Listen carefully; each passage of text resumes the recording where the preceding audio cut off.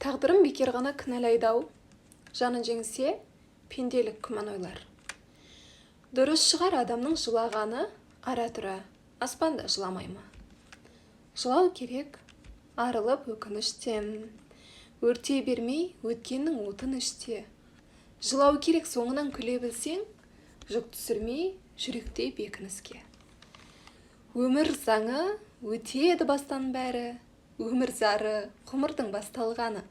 Өзін өзі бағалай алмағанның өздігінен ұшады бастан бағы. Бастан бағы шынында шыр айналар, көріп білмей өмірді кім ойлаған. Жалғыз келіп өтерміз жалғыз ғана, оңашада сондықтан жылайды адам.